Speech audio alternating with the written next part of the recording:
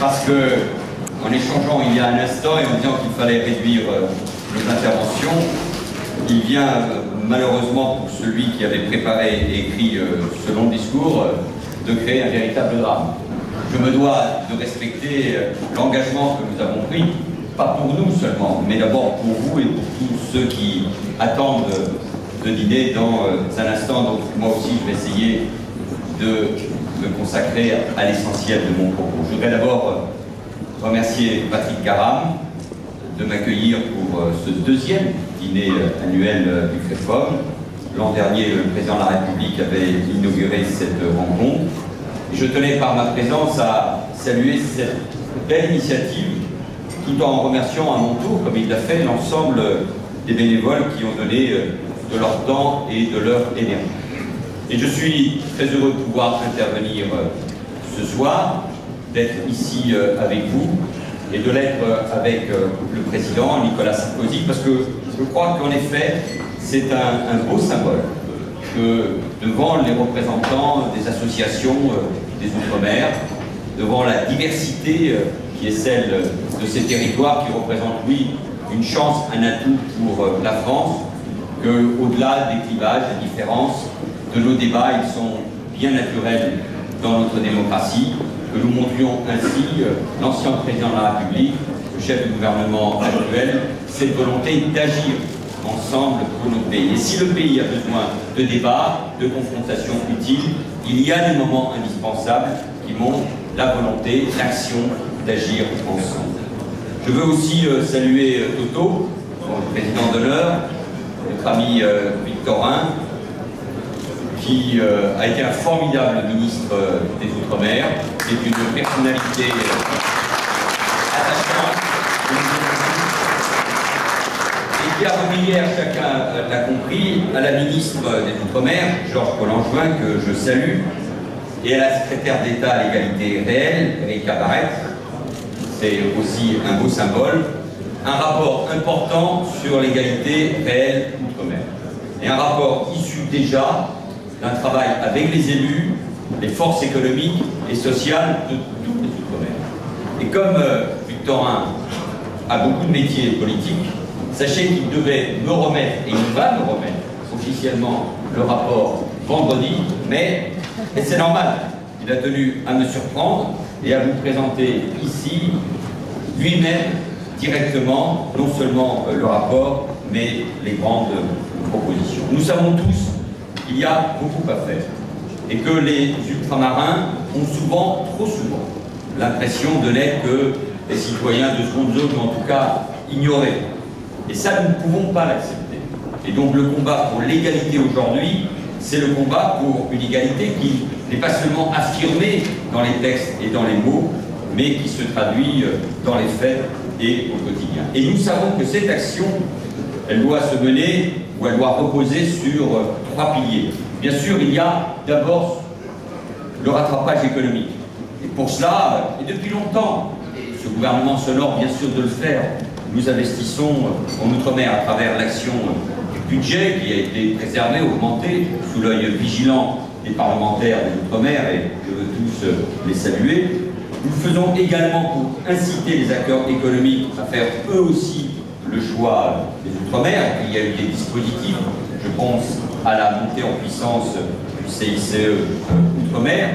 Il y a bien sûr ce que nous devons faire, et vous m'avez interpellé, cher Patrick Caram, sur le rôle de l'Europe, et vous m'avez interrogé directement là-dessus, donc je vous réponds. J'ai abordé personnellement cette question avec Jean-Claude Juncker, le président de la Commission européenne, lors de notre dernier entretien, et sa réponse a été très claire, et donc à nous d'être vigilants. Les changements de droit communautaire ne doivent pas entraîner de modifications dans l'intensité des aides que nous apportons aux Outre-mer. Et nous n'hésiterons pas à faire entendre notre voix lors des négociations que vous avez rappelées en cours sur la révision du RGEC. Les traités européens reconnaissent les problématiques propres aux régions ultra-périphériques. Et c'est le fameux article 349 du traité que vous avez cité. Il faut que nous utilisions pleinement les marges qui nous sont offertes, et nous le ferons avec l'aide de tous les professionnels, et en particulier de Redon. Et puis, chacun l'a bien compris, l'agriculture, là, de ce point de vue-là, reste un sujet majeur. Et là aussi, pourrions prendre un seul exemple avec le ministre de l'Agriculture. Nous avons engagé toutes les démarches pour que les industriels de la canne à sucre bénéficient de 38 millions d'euros d'aide. Elles sont nécessaires face à la suppression des quotas. Toutes ces mesures, ce sont davantage d'emplois en Outre-mer. Et nous avons également, et vous le savez, prévu des dispositifs d'insertion professionnelle spécifiques. Je pense à l'un d'entre eux, je veux uniquement le citer, j'avais pu le constater très concrètement à La Réunion, c'est le service militaire adapté qui est un formidable outil pour se former. Beaucoup a été fait, je ne veux pas aller plus loin. Il faut donc désormais aller plus vite, c'est-à-dire agir par la loi. Sur la base des 38 propositions du rapport de Victorin Lurel, un projet de loi pour l'égalité réelle des Outre-mer sera présenté en Conseil des ministres. Et je l'espère, si cela est possible, avant l'été. La ministre des Outre-mer et la secrétaire d'État à l'égalité réelle auront la mission de mener ce travail dans les tout prochains jours. 70 ans donc après la loi de 1946, l'adoption de cette loi serait un très beau symbole. Et je ne doute pas que nous aurons un très lourd, très large consensus politique sur ce thème, à une condition, c'est que nous soyons exemplaires dans la préparation du texte.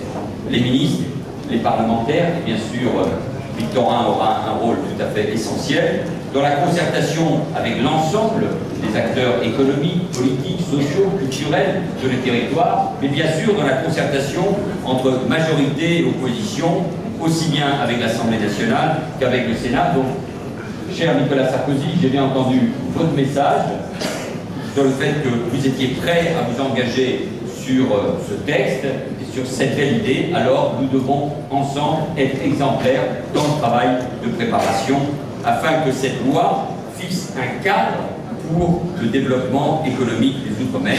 Charge ensuite au gouvernement, aux exécutifs locaux en lien avec les parlementaires et toutes les forces économiques et sociales de le décliner dans chaque territoire. Nous ferons aussi là, non seulement le pari de l'intelligence politique, mais également le pari de l'intelligence locale. Nous pourrons le décliner, bien sûr, comme nous l'avons fait dans le document stratégique Mayotte 2025. Nous pourrons le décliner dans le pacte d'avenir également pour la Guyane. Il y a là, me semble-t-il, sur tous les territoires, de quoi faire de manière extrêmement concrète. Nous agissons bien sûr dans beaucoup de domaines. Et j'aurais pu citer l'éducation, parce que c'est un élément tout à fait essentiel. Nous pourrions également parler plus longuement de la culture, et il y a ici des représentants tout à fait remarquables de cette diversité culturelle. Mais je veux